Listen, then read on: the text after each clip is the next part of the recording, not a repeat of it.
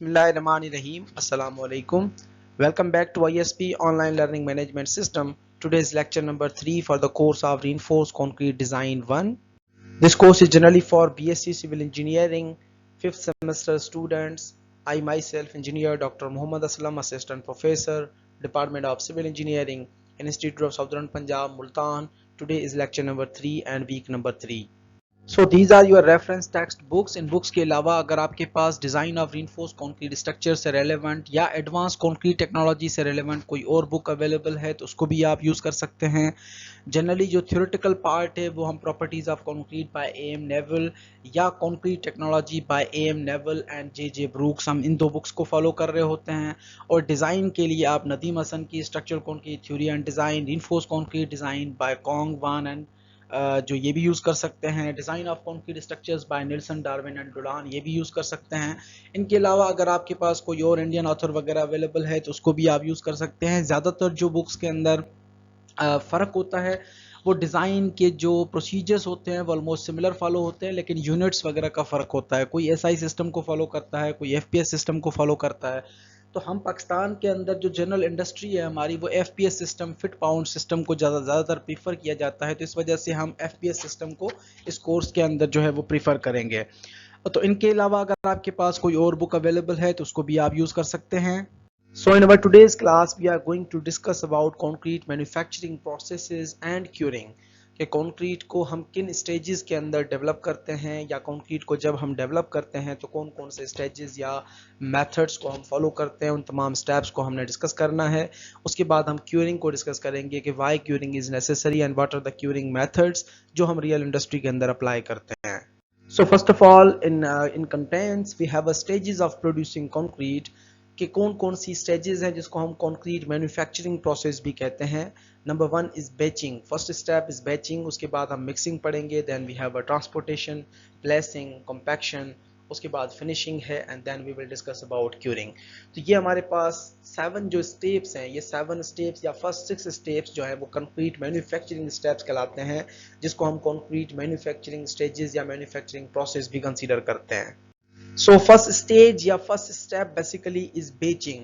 अब बैचिंग के अंदर जो आप कंसीडर करते हो, बेसिकली हम बैचिंग को मिक्स प्रोपोर्शनिंग भी कहते हैं, जिसके अंदर जो आपने रिक्वायर्ड स्ट्रेंथ कंक्रीट की अचीव करनी है, उस रिक्वायर्ड स्ट्रेंथ को ऑब्टेन करने के लिए आप जो मटेरियल्स चूज करते हैं कि सीमेंट का अमाउंट कितना होना चाहिए, सैंड का अमाउंट कितना होना चाहिए, फाइन एग्रीगेट, कोर्स एग्रीगेट या एडमिक्सचर्स हमारे पास क्या अमाउंट होना चाहिए, उसके लिए हम जो मेथड्स या जो स्टेप फॉलो करते हैं that step is batching. Batching के दो मेथड्स हैं, वॉल्यूम बैचिंग है और वेट बैचिंग है। इसकी सिंपल डेफिनेशन के अंदर आप इस तरह से भी कंसीडर कर सकते हैं कि कोई भी एक बॉक्स आप अज्यूम कर लो, लेट सपोज उसका 1 फीट क्यूब जो है वॉल्यूम है, तो आप एक 1:4 अगर रेशो फॉलो कर रहे हैं तो 1 फीट क्यूब का जो आपका सीमेंट का अगर बॉक्स है तो 2 फाइन एग्रीगेट के हो जाएंगे और 4 आपके कोर्स एग्रीगेट के हो जाएंगे। तो उस मेथड को बेसिकली हम वॉल्यूम बैचिंग कंसीडर करते हैं।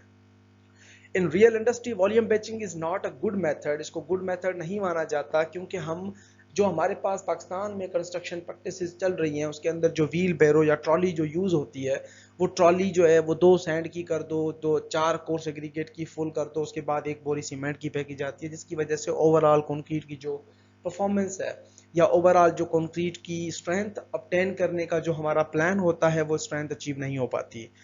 So moist sand is in loose condition weighs less than the same volume of dry sand, के sometimes हम volume जो sand है वो अगर moist condition में use करते हैं तो उसका volume जो है वो dry sand से जो है वो कम होता है। उसके बाद practice for small work के लिए आप यूज़ भी कर सकते हैं। for quality work weight batching basically is practice, कि अगर आपको quality of concrete बेहतर रखनी है तो weight batching हम prefer करते हैं। अब ये वॉल्यूम बैचिंग के लिए हमारे पास गेज बॉक्सेस हैं, जिसके अंदर हम डिफरेंट डायमेंशंस के या डिफरेंट वॉल्यूम के हम अपने जो बॉक्सेस हैं वो बनवा भी सकते हैं। फॉर एग्जांपल 20 लीटर्स का है, 25 लीटर्स का है।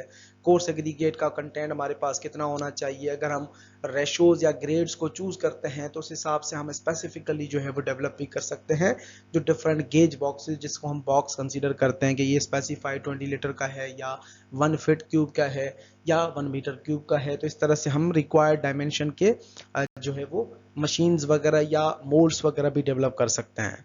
ये बेसिकली एक वेट वेइंग बेचिंग मशीन है जिसके अंदर हम प्लांट के ऊपर जब मशीन को फिट करते हैं तो डिफरेंट मटेरियल्स को फिल करने के बाद ये हमें एक प्रॉपर अमाउंट के अंदर एक मटेरियल्स का वेट दे रहा होता है। इस वजह से इस मशीन का नाम जो है वो वेट बेचिंग मशीन है। वॉल्यूम बेचिंग के बाद हमारे पास वेट बेचिंग है, जिस मेथड को हम एक्यूरेट या करेक्ट मेथड माना जाता है। It will consider the most accuracy, flexibility and simplicity. कि अगर आप 1:4 रेशो यूज करते हैं तो 1 किलोग्राम आपका अगर सीमेंट है तो 2 किलोग्राम एक्यूरेटली आपकी सैंड होगी और 4 किलोग्राम आपकी कोर्स एग्रीगेट होंगे। तो उस हिसाब से आप वाटर सीमेंट रेशो चूज करो और मटेरियल को जब मिक्स करते हैं तो रिक्वायर्ड कंप्रेसिव स्ट्रेंथ हमारी हायर होती है। वेट बेचिंग के अंदर मजीद हमारे पास जो है वो दो मशीन्स या दो किस्म के जो मेथड्स फॉलो होते हैं। मैनुअल मशीन्स हैं, उसके बाद ऑटोमेटिक मशीन्स हैं। मैनुअल मशीन्स के अंदर 2 बकेट्स होती हैं, bucket mounted on common spindle about which they rotate. One is loaded while the other is discharged in the mixer. ये एक मशीन है जिसको मैनुअल मेथड के जरिए से मशीन को अरेंज किया गया है। डिफरेंट बकेट्स लगी हुई होती हैं जिनके जरिए से जो वेट है मटेरियल का वो ऑब्जर्व किया जाता है, उसके बाद जो है वो मिक्सर के अंदर ऐड किया जाता है। मैनुअल मशीन्स जो नॉर्मली स्मॉलर वर्क्स के लिए हम यूज करते हैं। जो ऑटोमेटिक वे प्लांट्स हैं वो आपके लार्जर वर्क्स के लिए रिक्वायर्ड होते हैं, जिसके अंदर एक कंटिन्यूअस डेवलपमेंट या कंटिन्यूअस सिस्टम बना हुआ होता है। Overhead hopper and discharges into the mix fix किए जाते हैं। Useful in ready mix concrete plant के ऊपर ये मशीन्स या ऑटोमेटिक वेइंग मशीन जो है वो सेटअप लगाया जाता है। रिकॉर्डर्स लगे हुए होते हैं।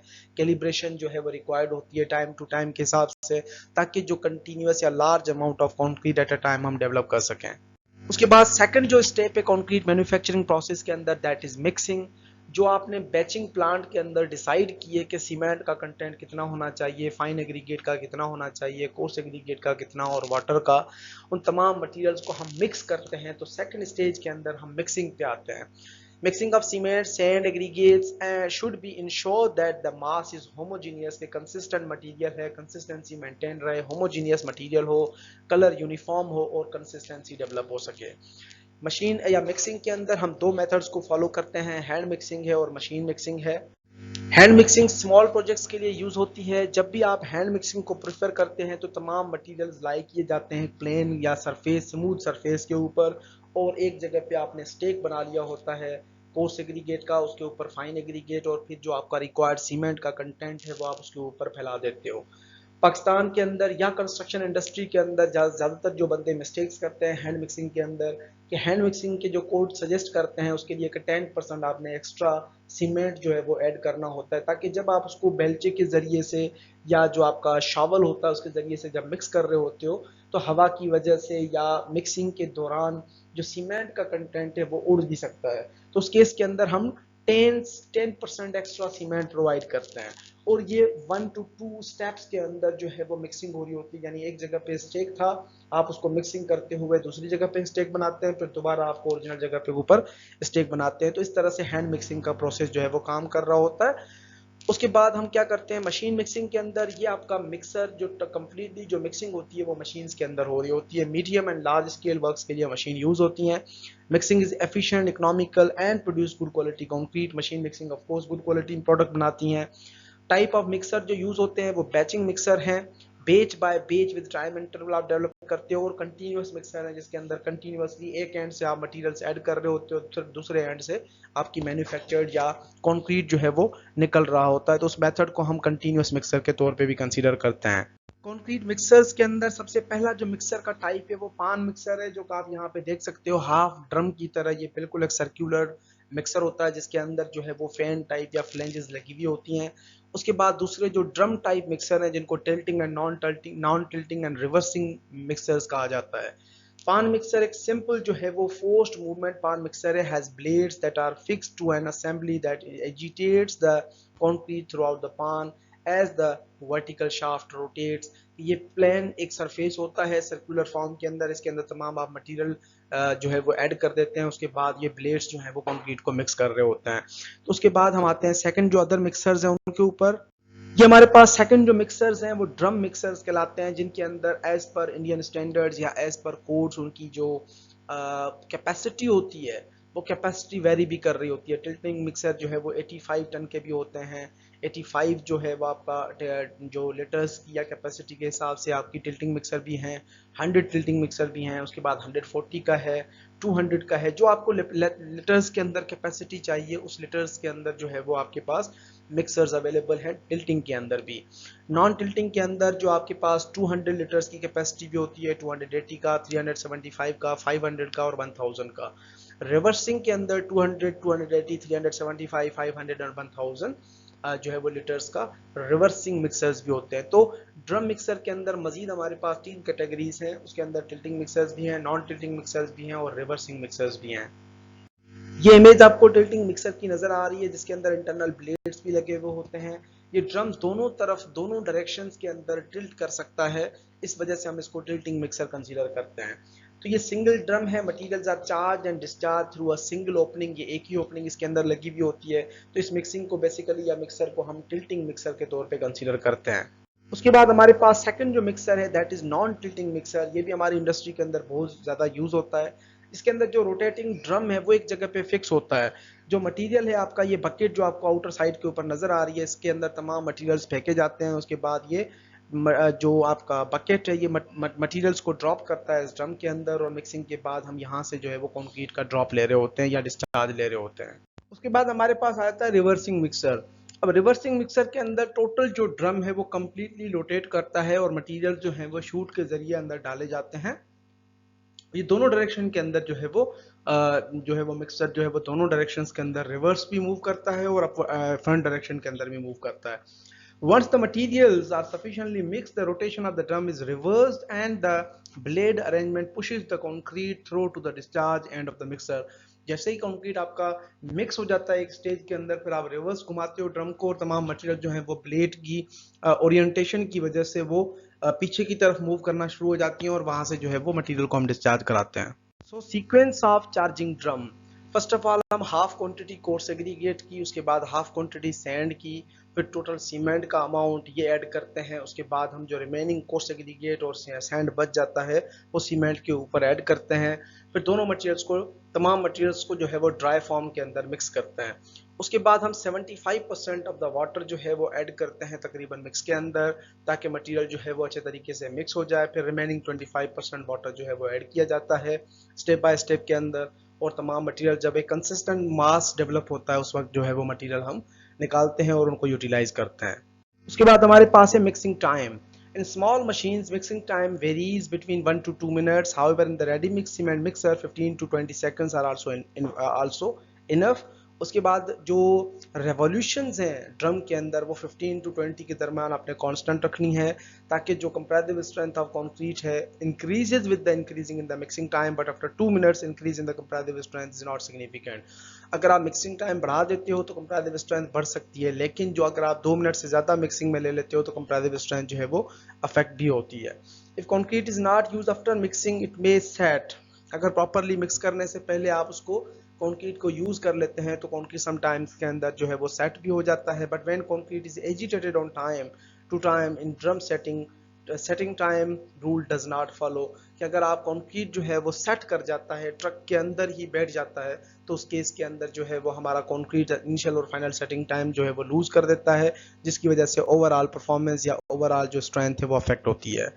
So now we have a retempering of concrete. Retempering of concrete, sometimes आप अगर कंक्रीट का जो मिक्स है वो एक पान के अंदर या तगारी के अंदर या किसी व्हील बैरो के अंदर अगर कंक्रीट जो रेडी मिक्स था वो आपने रख दिया थोड़ी देर के लिए, तो पानी जो है वो उसके सरफेस के ऊपर आ जाता है, तमाम मटेरियल्स जो है वो सेट हो जाते हैं। तो उस केस के अंदर हम क्या करते हैं, और वो कंक्रीट जो है वो साइड के ऊपर अगर आप चली जाती है तो इंजीनियर्स उसको जो है वो रिजेक्ट भी कर सकते हैं। तो उस केस के अंदर हम some small volume of water add कर देते हैं या कोई एडमिक्सचर ऐड कर देते हैं, जिसकी वजह से कंक्रीट को दोबारा मिक्सर के अंदर डाल के एक अच्छे तरीके से उसको मिक्स किया जाता है, जिसको हम रीटेम्परिंग ऑफ कंक्रीट भी कहते हैं। उसके बाद manufacturing of concrete with same material if care is not taken resulting concrete will be the bad concrete. What are the good rules to make good quality concrete? के गुड क्वालिटी कंक्रीट के लिए क्या rules होते हैं? अगर हम concrete को जो है वो प्रॉपर केयर नहीं करते तो हमारे पास जो कंक्रीट है वो गुड क्वालिटी कंक्रीट भी बैड कंक्रीट के अंदर कन्वर्ट हो जाता है। अब सबसे पहले हमारे पास था बैचिंग। बैचिंग के बाद हमने मिक्स प्रोपोर्शंस चूज कर लिए, उनको मिक्स कर दिया डिफरेंट मशीन्स के अंदर। अब हम ट्रांसपोर्ट करते हैं कंक्रीट को from one place to other place, या वन प्लेस से लेके आपने जहां पे कंक्रीट को लगाना है, तो उस केस को हम ट्रांसपोर्टेशन ऑफ कंक्रीट कंसीडर करते हैं। So what are the precautions in concrete transportation? Homogeneity of concrete mass is maintained, movement of hand trolley और truck on rough road makes vibrations, जिसकी वजह से जो पार्टिकल्स हैं या कोर्स एग्रीगेट हैं वो बॉटम के अंदर सेट हो जाते हैं, पानी जो है वो सरफेस के ऊपर आ जाता है। This results in the deposition of heavy aggregates at the bottom of truck, water and cement slurry comes on the top, जिसको हम ब्लीडिंग ऑफ द कंक्रीट भी कहते हैं। तो ट्रांसपोर्टेशन के अंदर रफ एरियाज या रफ सरफेस टेक्सचर्स वगैरह, या जहाँ पे आप मूव करा रहे हो किसी भी व्हीकल को, तो उस केस के अंदर आपकी कंक्रीट जो है वो सेटल हो जाती है और टॉप सरफेस के ऊपर पानी और स्लरी जो है वो इकट्ठे हो जाते हैं। तो we have to be very careful while transporting our concrete और up to the placing level, जब आप उसको लगाते हो तो उस केस के अंदर।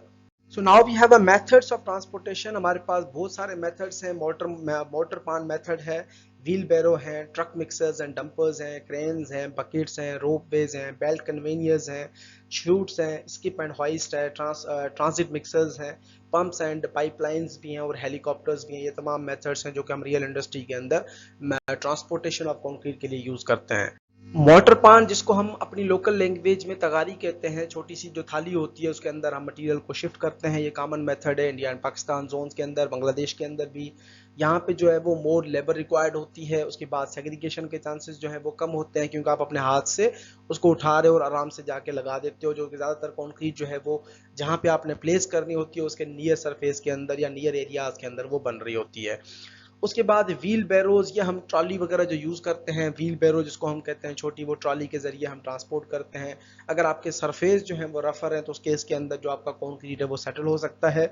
Movement of wheel on rough road surface aggregates या सेग्रीगेट्स कंक्रीट का जो सरफेस है उसके ऊपर आपके फाइन और सीमेंट जो है वो इकट्ठे हो जाते हैं, पानी और सीमेंट, और जो फाइनर या कोर्सर एग्रीगेट्स हैं वो सेटल हो जाते हैं, जिसकी वजह से कंक्रीट जो है वो सेग्रीगेशन डेवलप करता है।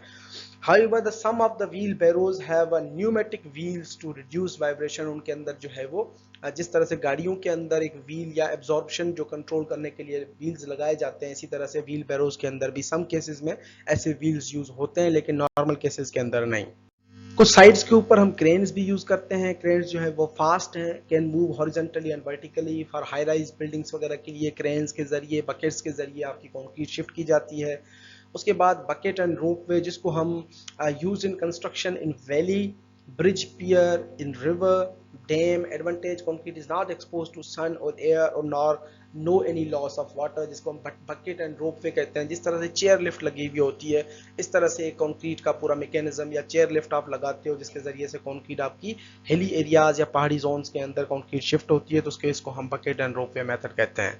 उसके बाद ट्रक मिक्सर्स हैं या डंपर्स हैं, या जो आपके बड़े ट्रक नजर आते हैं जिनके जरिए से मट्टी ट्रांसफर होती है, इस तरह के ट्रक मिक्सर्स हैं, उनको भी आप यूज कर सकते हो। डंपर्स हैं 2 to 3 मीटर क्यूब कैपेसिटी के यूज होते हैं। ट्रक्स हैं 4 मीटर क्यूब कंक्रीट की कैपेसिटी भी यूज होती है उन केसेस के अंदर। Top of truck is covered to prevent evaporation. उसके बाद जो है वो ट्रक की जो बॉडी होती है उसके अंदर कोई भी होल वगैरह ना हो, ताकि आपका जो मटेरियल है वो इजीली शिफ्ट हो सके या ट्रांसपोर्ट हो सके। उसके बाद बेल्ट कन्वीनियर से आपने एयरपोर्ट्स वगैरह के ऊपर या बड़े शॉपिंग मॉल्स के अंदर देखा होगा, एक चेयर लिफ्ट जिस तरह से होती है, या चेयर होती है, या आपकी जो लिफ्ट लगी हुई होती हैं मूवेबल, बेल्ट कन्वीनियर लिफ्ट जिसको कहा जाता है। तो बड़े मॉल्स के अंदर या एयरपोर्ट्स के अंदर जो लगेज मूवमेंट है वो भी बेल्ट कन्वीनियर्स के जरिए की जाती है। तो इस तरह से भी आप बेल्ट कन्वीनियर्स कंक्रीट की मूवमेंट के लिए भी लगा सकते हैं, और ये आपका लार्ज जो है वॉल्यूम कंक्रीट का शिफ्ट कर सकता है, क्विकली कर सकता है, can go where access is limited. Disadvantages on steep slope concrete segregate, अगर आपका जो बेल्ट कन्वीनियर है वो स्मूथ नहीं है तो उस केस के अंदर जो है वो अगर स्लोप है, शार्प स्लोप है, तो वहां पे कंक्रीट जो है वो सेपरेट भी हो सकती है, और सम केसेस के अंदर ये एक्सपोज टू सन भी हो सकता है फॉर द लॉन्गर ड्यूरेशन या लॉन्ग टाइम के लिए, जिसकी वजह से आपका एवापोरेशन ऑफ वाटर हो सकता है। उसके बाद हमारे पास शूट है। शूट बेसिकली एक पाइप का टुकड़ा जिस तरह से होता है, या एक चैनल लकड़ी का या पाइप का कोई चैनल होता है बना हुआ, जिसके जरिए से हम मटेरियल को जो है वो शिफ्ट करते हैं for transporting from ground level to lower level, basement वगैरह। Used where labour can not reach due to less space in trench, अगर ट्रेंच हैं, खड्डे हैं, तो वहां पे हम शूट वगैरह यूज करते हैं। Slope should not be less then 1 vertical and 2.5 horizontal के ये स्लोप आपने जो है वो मेंटेन रखना है। और नॉर्मली जो शूट है वो मेटल का बना हुआ होता है ताकि उसका सरफेस जो है वो स्मूथ हो। इसके पॉइंट वाइज ये बेसिकली आपका लिफ्ट सिस्टम लगा हुआ होता है, जिस तरह से आजकल हम आप शहरों के अंदर अक्सर देखते हैं नॉर्मली कि जो आपका एक स्टील का जो पिलर होता है या कोई खंबा होता है पोल टाइप, उसके ऊपर आपकी एक लिफ्ट लगी हुई होती है जनरेटर के जरिए से कनेक्टेड, और उसके जरिए से जो है वो आप कंक्रीट को मूव कराते हैं from one place to other place या from one level of storey to other level of story.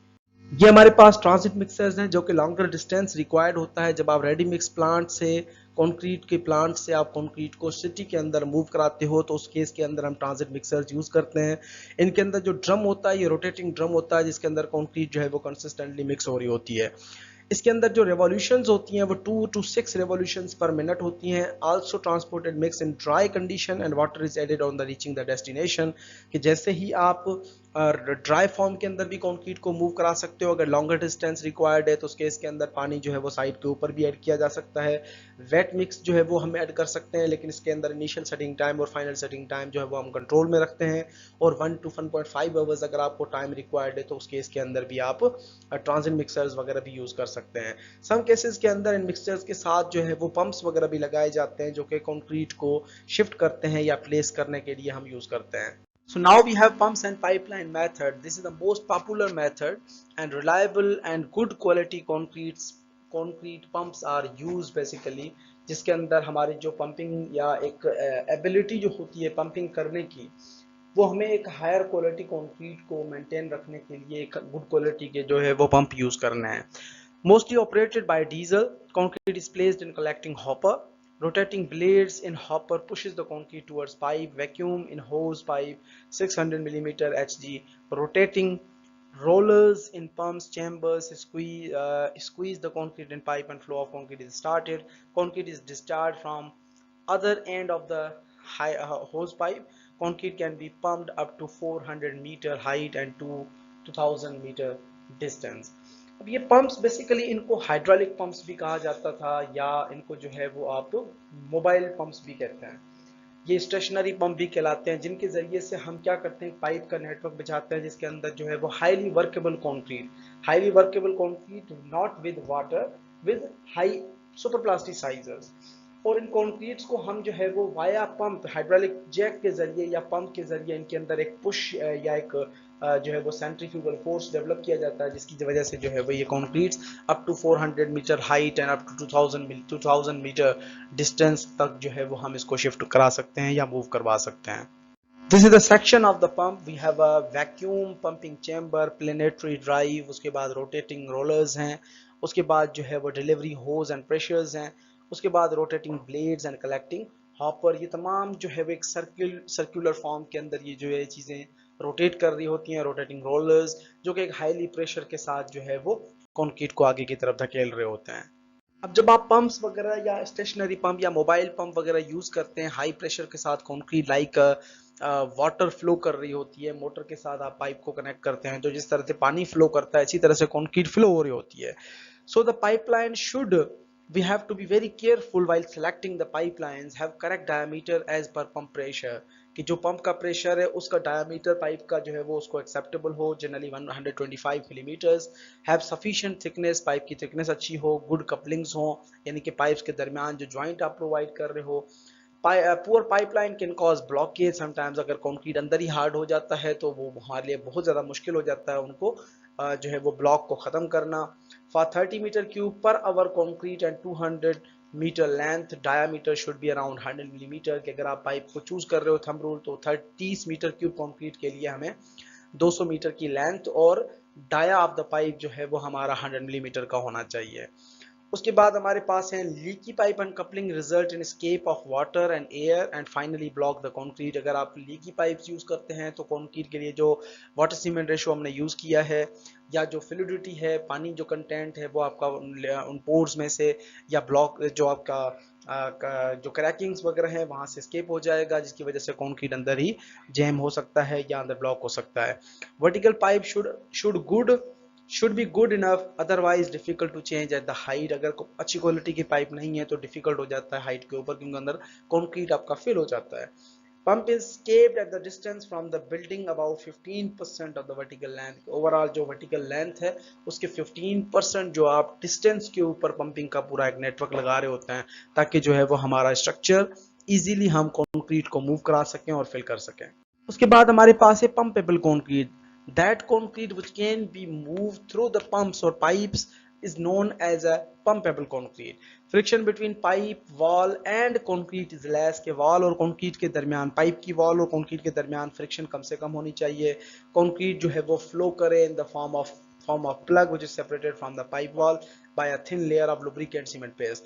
कि जो आपका पाइप होता है उसके अंदर के सरफेस पे लुब्रिकेशंस वगैरह लगाई जाती हैं ताकि कंक्रीट जो है वो स्मूथली फ्लो कर सके। Flow resistance must be less than equals to pump pressure. Stiff and also very wet concrete is not pumpable. अगर आपका हार्डर मिक्स है जिसकी स्लम्प वैल्यू बहुत कम है और दूसरा जो है वो बहुत ज्यादा है तो दोनों केसेस के अंदर जो है वो पंपेबल कंक्रीट जो है वो बहुत ज्यादा मुश्किल हो जाती है। हमें एक प्रॉपर केयर के साथ इनको डील करना होता है। So design of pumpable concrete mix is so designed that all material remain together, homogeneity हो material के दरमियान, consistency हो, mix must make radial movement of grout to maintain the lubricating paste.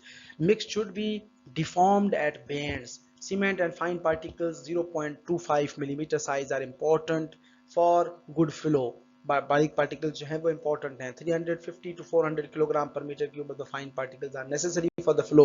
Slump of pumpable concrete is above 75 millimetre. Slump जो है वो पंपेबल concrete की हमेशा 75 millimetre से ज्यादा होती है। नॉर्मली क्या प्रॉब्लम्स हम फेस करते हैं पंपिंग के दौरान, पाइप्स के दौरान जो है वो ब्लॉकेज आ जाती है। Pipe should be cleaned after each day operation. Blockage can be cleaned by forward and backward pumping, tapping pipe with hammer. उसके बाद क्लीन पाइप विद रॉड और sponge ball pushed by the compressed air. ये तमाम चीज़ें जो है वो pumping हमारे दौरान जो ब्लॉकेज का प्रॉब्लम आता है उसको हम किस तरह से सॉल्व करते हैं, by cleaning the water, by to and fro motion, by sponge using या कोई भी हम बॉल प्रेशर वगैरह यूज करके उसको अंदर जो ब्लॉकेज है उसको ब्रेक कर सकते हैं। Then fourth important step is the placing of concrete के जो कंक्रीट हमने बनाई उसको अब हमने प्लेस करना है। Must be placed in a systematic manner, can be placed with following methods with in the earth mould, यानी कि फाउंडेशन के अंदर जमीन आपने जब एक्सकेवेट कर ली तो उसके बाद आपके पास जो मोल्ड अर्थ के बने हुए होते हैं उनके अंदर आपने प्रॉपर फिल करना है। या टिम्बर के मोल्ड्स हम यूज करते हैं रोड, एयरपोर्ट एंड स्लैब्स के अंदर। स्टील शट्टिंग्स भी हम यूज करते हैं डैब्स के अंदर, डैम्स के केस के अंदर और अंडर वाटर कंक्रीटिंग के अंदर। तमाम केसेस के अंदर अलग अलग जो है वो हमने स्टील फॉर्म वर्क्स वगैरह या कोई भी डिफरेंट फॉर्म वर्क मेथड हमने यूज करना है। या अंडर वाटर के अंदर चारों तरफ पानी होता है तो हमने प्लेसिंग जो है वो केयरफुली करनी है। सो कंक्रीट इन फाउंडेशन के अंदर आपके पास जो जमीन है जब हम एक्सकेवेट कर लेते हैं तो जमीन के साथ डायरेक्टली हमारी कंक्रीट मिक्स हो रही होती है। तो कंक्रीट का जो सरफेस है जमीन का उसको हमने गीला करना है। प्लास्टिक शीट आप अप्लाई कर सकते हो ताकि जो आपके कंक्रीट का मॉइस्चर है वो सॉइल जो है वो एब्जॉर्ब ना कर ले। Concrete is dumped not poured, यहाँ पे कंक्रीट जो है वो हम डंप कर रहे होते हैं ताकि जो लेयर्स हैं वो सारी फिल हो जाए। No heap and dredging, concrete को हम मूव नहीं कराते। Placed in layers of 35 to 40 centimetre in mass, concrete का 35 से 40 सेंटीमीटर की डिफरेंट लेयर्स में कंक्रीट को बिछा रहे होते हैं। Avoid cold joints between two layers. Surface of previous layer is cleaned with wire brush, sometimes cement slurry is placed on the old surface. Top of previous layer kept rough for good bond. कि हमारे पास जो conditions हैं इन conditions को हमने follow करना है कि एक ही दफ़ा में आपने 35 से 40 सेंटीमीटर की एक लेयर फिल करनी है। उसके बाद अगले दिन जो है वो आपने दूसरी लेयर बिछानी है। जो पहली लेयर थी उसको साफ करना है, उसके सरफेस के ऊपर आप पानी लगा के एक सीमेंट थोड़ा सा रफली जो है वो आपने उसके ऊपर मिक्स कर दिया या स्प्रेड कर दिया। उसके बाद आप न्यू फ्रेश कंक्रीट बिछाते हो ताकि एक अच्छा बॉन्ड बन जाए। उसके बाद कंक्रीट है रोड्स के लिए, एयरपोर्ट्स के लिए एंड फ्लोर स्लैब्स के लिए, जहाँ पे लार्जर स्पेस रिक्वायर्ड है और ओपन एयर है सन की वजह से, तो वहाँ पे हमें जो है वो कंस्ट्रक्शन जॉइंट्स वगैरह प्रोवाइड करने हैं ताकि कंक्रीट जो है वो जब सुकड़ना शुरू करता है, श्रिंकेज आती है या क्रीप आता है तो उस केस के अंदर जो है वो हमारे पास कंस्ट्रक्शन जॉइंट्स जो है उसको हैंडल करते हैं। उसके बाद हमारे पास जो है वो कंक्रीट है बीम्स के अंदर और कॉलम्स के अंदर जो आपने रिइंफोर्समेंट प्रोवाइड की हैं वो करेक्टली प्लेस होनी चाहिए। करेक्ट जो है वो कंक्रीट का कवर प्रोवाइड होना चाहिए। Joints of shuttering to be plugged. उसके बाद mould releasing agent inside formwork, कि आप समटाइम्स जो है वो ऑयली सबस्टांस वगैरह या ऑयल आप यूज करते हो इनसाइड द फॉर्मवर्क ताकि जो है वो फॉर्मवर्क के साथ आपका कंक्रीट जो है वो चिपक ना जाए। Then we have other more important thing is stripping time. Stripping time is the removal of formwork. A formwork should not be removed until good strength of concrete has come. क्या for example type of formwork और time कितना required होता है? Vertical walls और columns हैं तो 16 to 24 hours के बाद आप शटरिंग को रिमूव करा सकते हैं. सॉफिट ऑफ स्लैब है, प्रॉप शुड बी रीफिक्स्ड इमीडिएटली तो 3 दिन तक आप कर सकते हैं. सॉफिट ऑफ बीम है तो 7 डेज तक कम से कम आपने रखना है. प्रॉप्स टू स्लैब, स्लैब जिसका स्पैन जो है वो 4.5 मीटर से कम है तो उस केस के अंदर आप 7 डेज के बाद आप रिमूव कर सकते हैं शटरिंग. अगर स्पैन 4.5 मीटर से ज़्यादा है तो उस केस के अंदर 14 डेज तक आप शटरिंग को रहने देना है.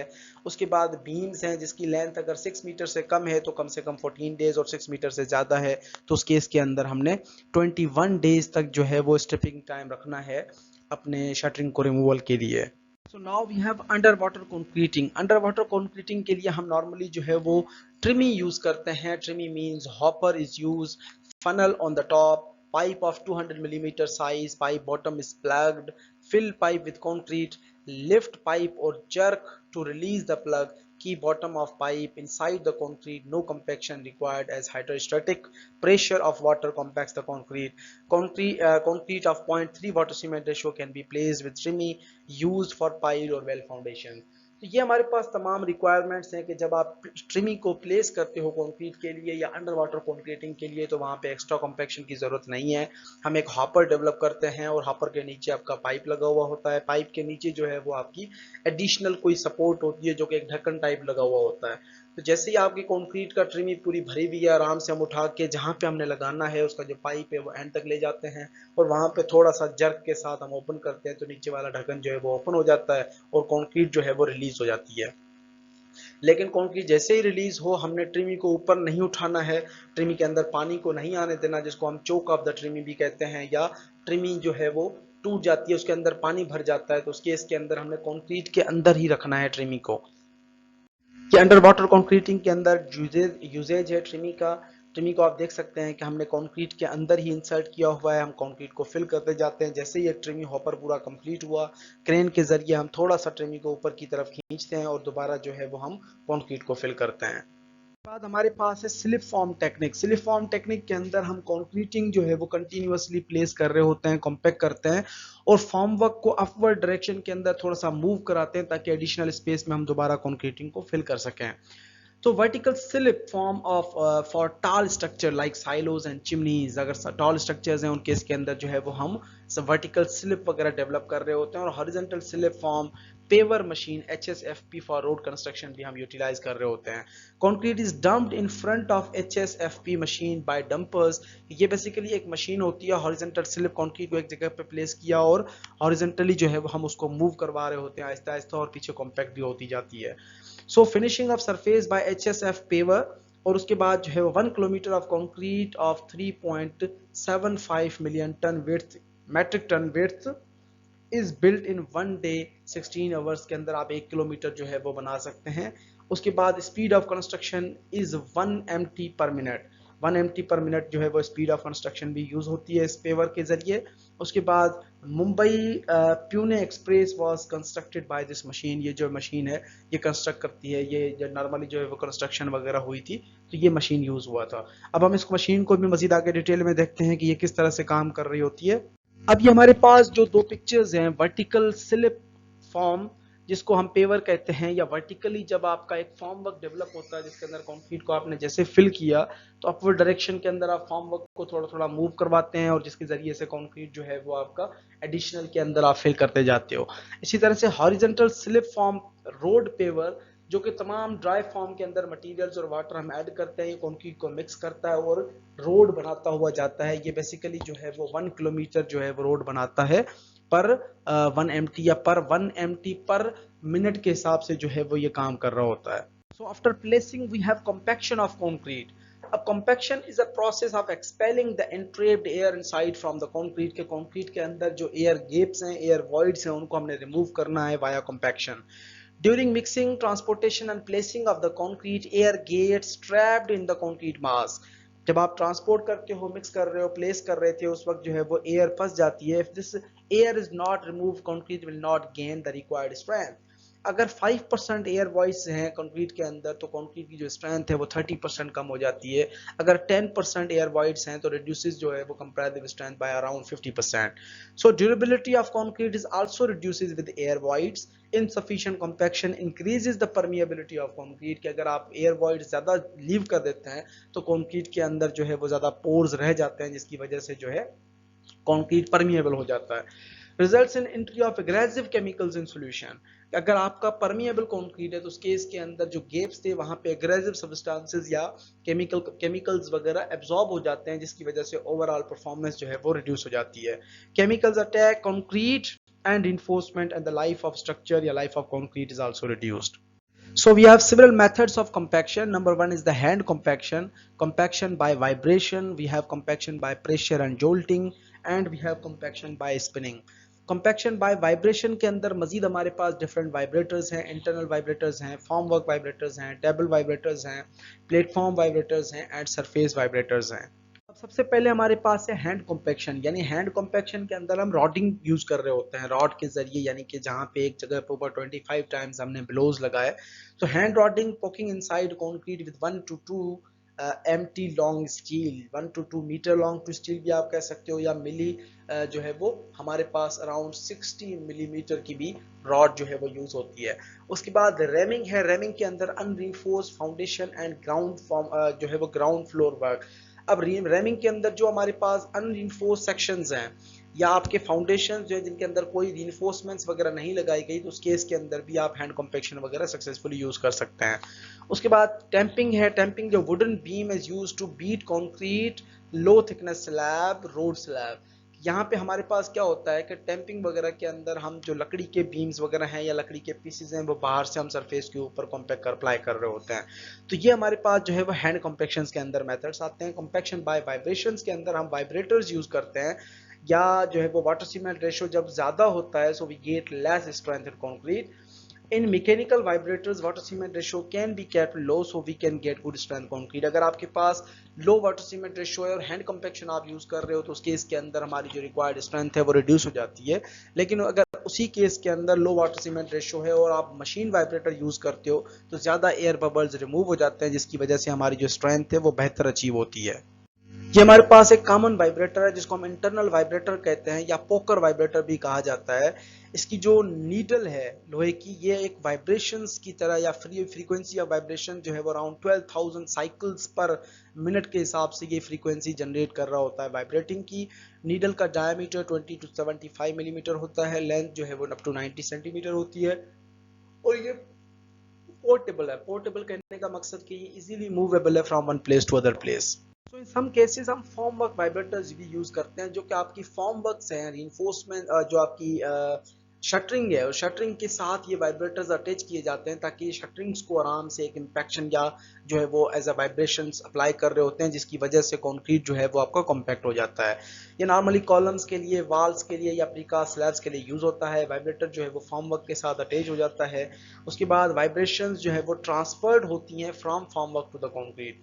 Use in thin wall where reinforcement obstruct the needle type vibrator, कि जहां पे रीइंफोर्समेंट बहुत ज्यादा हो और नीडल वाइब्रेटर आप इजीली यूज ना कर सकें, तो उस केस के अंदर हम एक्सटर्नल वाइब्रेटर के तौर पे as a form work vibrator use करते हैं। Efficiency is lower than the needle vibrator, ये नीडल वाइब्रेटर से जो है वो लेस एक्टिव है। Then we have a table vibrator, ये नॉर्मली यूज होता है लैब्स के अंदर जहां पे हम कंक्रीट टेस्टिंग्स वगैरह या सैंपल्स वगैरह बनाते हैं। ये हम 3 जो है वो डिफरेंट स्टेजेस के अंदर या 2 डिफरेंट स्टेप्स के अंदर ये वाइब्रेटिंग टेबल को ऑन करते हैं। पहले हमने 60% या 75% तक जो है वो मोल्ड्स वगैरह फिल किए होते हैं, इसके ऊपर रखते हैं, वाइब्रेशन अप्लाई करते हैं। उसके बाद हम इसको क्लोज कर देते हैं, फिर दोबारा सैंपल्स को कम्प्लीटली फिल किया और वाइब्रेटिंग टेबल को दोबारा चलाया। सो ये आप स्मॉल प्री फैब्रिकेटेड स्लैब्स या एलिमेंट्स वगैरह के लिए भी यूज कर सकते हैं। ये टेबल वाइब्रेटर हमारी लेबोरेटरीज के अंदर अवेलेबल भी है। उसके बाद हमारे पास प्लेटफॉर्म वाइब्रेटर है। प्लेटफॉर्म वाइब्रेटर जो है वो लार्ज स्केल में, जब आपके पास रेलवे स्लीपर्स हो गए, लॉन्गर स्लैब्स हो गई, या आप प्री फैब्रिकेटेड रूफिंग एलिमेंट्स वगैरह बना रहे होते हो, तो ये आपके प्लेटफॉर्म वाइब्रेटर यूज हो रहे होते हैं। ये लाइक फिनिशिंग सरफेस को भी फिनिश भी कर रहे होते हैं और साथ में कॉम्पैक्ट भी कर रहे होते हैं। So this is a type of surface vibrator known as screed board vibrator. Use for thin roof slab where needle vibrator can not be use, not effective if slab thickness is more than 15 centimetre. या आपकी पूरी slab के जो form work होता है उसके साथ ही attach किया जाता है और इससे पूरा कंप्लीट जो फॉर्म वर्क है वो वाइब्रेट होता है, जिसकी वजह से कंक्रीट जो है वो कॉम्पैक्शन या कंक्रीट को हम कॉम्पैक्ट करते हैं। और इसके अगर आपके पास 15 सेंटीमीटर से ज्यादा कोई थिकर मेंबर्स हैं तो उस केस के अंदर सरफेस वाइब्रेटर जो है वो इनएक्टिव रहता है या इनएफिशिएंट रहता है। उसके बाद हमारे पास है compaction by pressure and jolting. अब इसके अंदर कॉम्पैक्शन जो है वो एक सर्टेन प्रेशर अप्लाई करके कंक्रीट को कंप्रेस किया जाता है और उसके बाद जो है वो एक सर्टेन जोल्ट किया जाता है, यानी कि सर्टेन हाइट से या आप यूं कह लो कि जोर से हमने नीचे की तरफ उसको मारते हैं सैंपल को उठा के। ये हॉलो ब्लॉक्स वगैरह के लिए, सॉलिड कंक्रीट ब्लॉक्स के लिए नॉर्मली यूज होता है। Stiff concrete is vibrated passed and given jolts. उसके बाद stiff concrete is compacted to get dense form and achieve the good required strength. उसके बाद वाइब्रेशन है बाय स्पिनिंग, न्यू मेथड है यूज फॉर कंक्रीट पाइप्स के लिए, जिसको हम क्या करते हैं कि concrete when spun at high speed gets compaction by centrifugal force. कि हमारे पास जो स्पिनिंग मेथड है, स्पिनिंग मेथड जो है वो पाइप्स वगैरह के केस में हम यूज करते हैं। जब आपका पाइप जो है वो हायर, जो पाइप का मोल्ड है वो हाई स्पीड के अंदर रोटेट कर रहा होता है, तो जैसे आप कंक्रीट उसके अंदर इंसर्ट करते हो तो वहां पे जो कंक्रीट है वो अंदर सेंट्रीफ्यूगल फोर्स की वजह से जो है वो जो है वो स्पिनिंग की वजह से, सेंट्रीफ्यूगल फोर्स की वजह से प्रॉपर्ली जो है वो कंपैक्ट हो रही होती हैं। उसके बाद हमारे पास रोड रोलर्स हैं। रोड रोलर के अंदर जो है वो वाइब्रेटिंग सिस्टम भी लगा हुआ होता है, जिसकी वजह से ये नॉर्मली लीन कंक्रीट वगैरह को जो है वो via vibration and heavy load के जरिए से जो है वो कंपैक्शन अप्लाई कर रहा होता है। So what are the precautions in vibrating concrete? के vibrator gets damage if it comes in the contact with the hard object formwork hard concrete.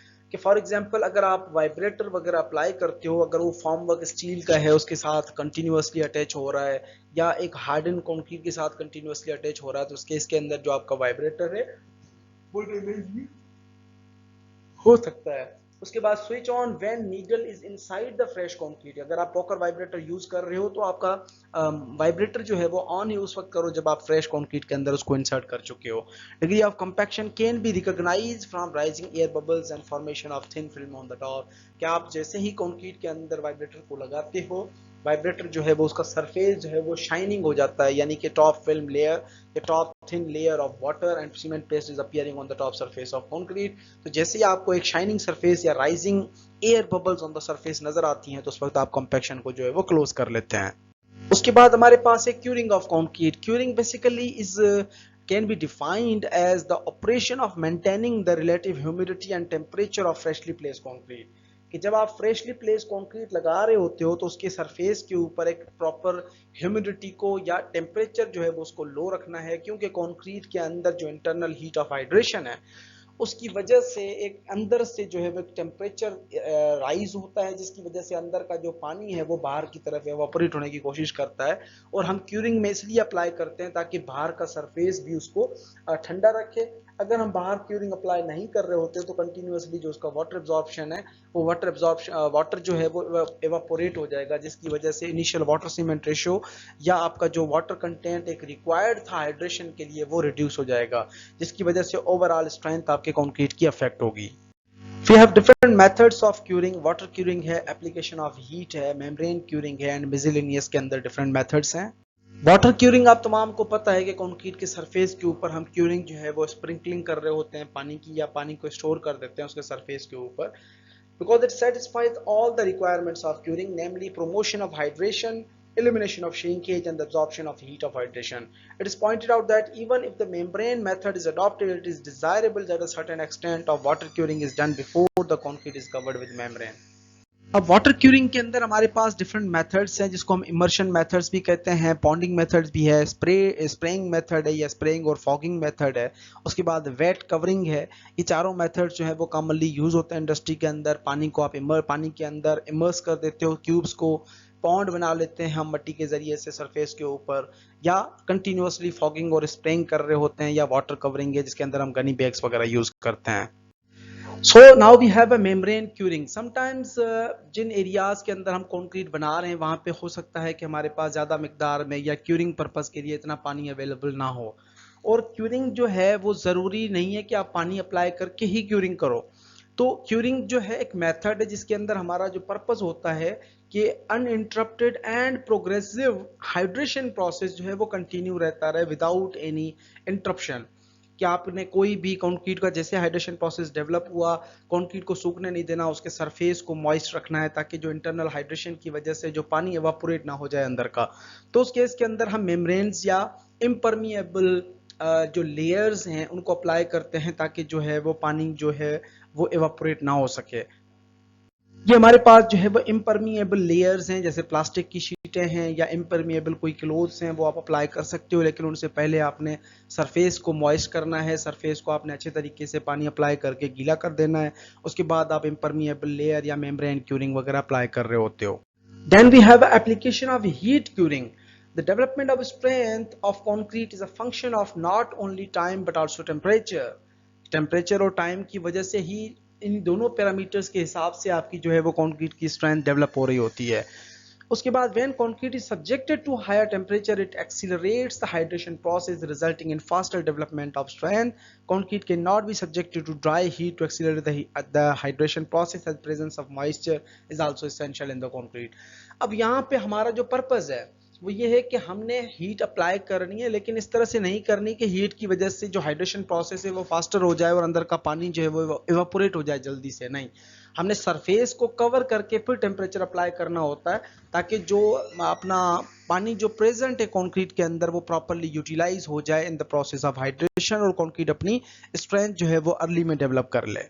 Heat curing के अंदर हमारे पास स्टीम क्यूरिंग है at ordinary pressure, steam curing at high pressure है, curing by infrared radiations हैं, electrical curing method है। ये सारे मेथड जो है वो इंडस्ट्री के अंदर अप्लाई होते हैं जिनके अंदर हम हीट प्रोसेस अप्लाई कर रहे होते हैं फॉर द क्यूरिंग पर्पस।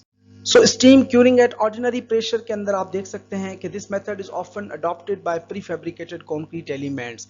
जहां पे आप फैब्रिकेटेड एलिमेंट्स बनाते हो प्रीकास्ट इंडस्ट्री के अंदर, application of steam curing is in situ construction will be difficult task। कि आप अगर जहाँ पे आपने कंस्ट्रक्शन कर लिए साइट के ऊपर जो आपने एलिमेंट्स बना लिए वहाँ पे डिफरेंट हो जाता है, लेकिन द प्रीकास्ट इंडस्ट्री के अंदर आप ये सेटअप बना सकते हो।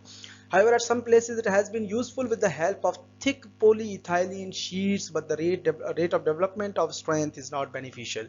कि यहाँ पे हमारे पास जो है वो प्रीकास्ट इंडस्ट्री के अंदर पोलीइथाइलिन शीट्स वगैरह अप्लाई करके फिर जो है वो स्टीम क्यूरिंग वाटर वगैरह यूज किया जाता है ताकि जो है वो हमारी क्यूरिंग प्रोसेस को डेवलप किया जा सके और कंक्रीट जो है वो अपना स्ट्रेंथ अचीव कर सके। उसके बाद हाई प्रेशर स्टीम क्यूरिंग है जिसके अंदर एक पूरा कंप्लीट चैम्बर बनाया जाता है ओपन एटमॉस्फेयर के अंदर। इसके अंदर भी प्रीकास्ट एलिमेंट्स वगैरह बना के रखे जाते हैं। इसके अंदर pressure the temperature of steam is naturally below 100 degree Celsius. The steam will get converted into a water, thus it can be called in any way as a hot water curing। This is done in open atmosphere. ये open atmosphere के अंदर भी किया जा सकता है, इसको हम हॉट वाटर क्यूरिंग मेथड भी कंसीडर करते हैं। So now we have a duration of curing. The concrete should not be allowed to dry fast in any conditions। आप कोई भी अप्लाई करो मेथड, कल कंक्रीट को जल्दी से हमने सूखने नहीं देना। This condition should be maintained for 24 hours। The best practice is to keep the concrete in gunny bags for 24 hours and then commence water curing by ponding or sprinkling। First 24 hours जो है वो आपने concrete को dry नहीं होने देना, उनको आप गनी बैग्स के अंदर कवर कर लें। उसके बाद आप स्प्रिंकलिंग वगैरह कंक्रीट की या पॉन्डिंग वगैरह भी कर सकते हैं। The concrete cured for long time will show superior strength and shorter and show other good properties। However, curing for long time will be a costlier process। The curing period varies for different structures, situations and different atmospheric temperatures। So for general it is cured for 7 days।